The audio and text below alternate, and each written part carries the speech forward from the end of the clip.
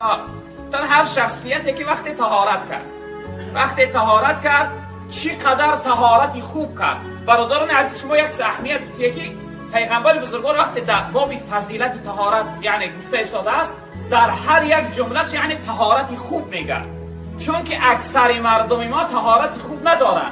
بعضی جوانها رو ما طهارت کردنشون میبینیم، بعد از طهارت میبینی آرینجاشون خشک هستن یعنی تر نشدن، یا اینکه بوجیلکای پاشون خشک میمونن، یا اینکه خلال انگشتای بین پا را اهمیت نمیتن. حتی انسانیت باید هم بین انگشتا را چقدر آب برسانه که خشک نمونه. اگر خشک مان طهارتش درست نمیشه. پیغمبر بزرگوار گفتن هر شخصیتی که طهارت کنه و چقدر طهارتی کامل طهارتی بود که تمام اعضاهاش و آب پاکیزه بشوه.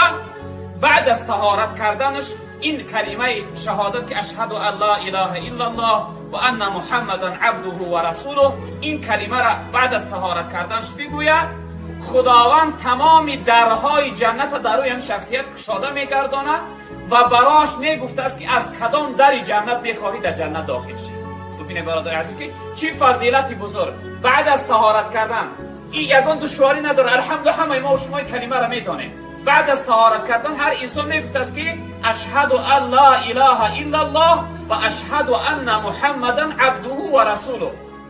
این جمله را هر شخصیتی که گفت، خداوند تمام درهای جنت برای اون شخصیت گشاده میگردانده است و میگفت است از کدام در جنت میخواهی داخل شد.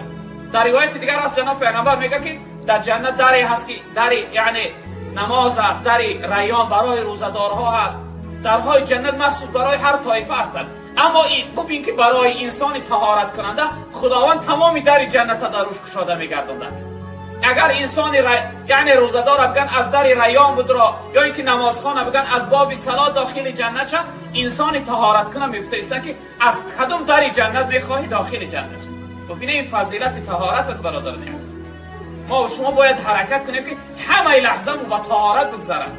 متاسفانه امروز اکثر مردم ما تا وقتی نماز نشود طهارت نمیکنن، یا اینکه بگم ببخشه برادرم قرآن من ابتی میگه تفسیر میبخشه طهارت نداره، مسجد آمده میگه طهارت نداره، یا اینکه میستکو که اشاره خاری عذاب بگم بعد پس طهارت کنیش میرن.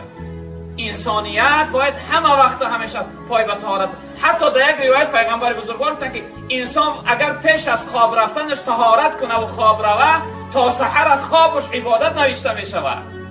پای به طهارت خواب رفتن وقتی خواب رکو یکون بلا نمیزنه. مردم ما میان باید بگه تاثیر چه خواب دید، یک گاو سرم کرد، در یک چقری افتادم، مار گزیدم، کور مکندم، یک سخنهای بعد میفهمی چیکار کرده. خفتنش هم نخونده است خواب رفت، یا ویتری واجبش هم نخونده خواب رفت. طهارت کن، پای با طهارت خواب. انشاءالله شب خواب میبینی جناب پیغمبر را در خوابت میبینی، حج رفتن خواب میبینی، نماز خواندن خواب میبینی، قرآن خواندن خواب میبینی وقتی پای با طهارت خواب. اما پای به طهارت گفتیم که در حالت بی طهارتی یا اینکه در حالت جنابت هم خیلی حالت خطرناکه برادر عزیز. اکثر مردمی که سحر و جادو در اونها تاثیر میکنه در حالت جنابت تاثیرش میکنه برادر عزیز. و این خاطر انسانیت جوانای محترم تا مرده و تنبلی بد نشوه. بعضیاش من از سوال میکنم میگه تاثیر به حقیقت بعد از همراهی هم سرت خواب رفتن سحر غسل کنی چیکار میکنه؟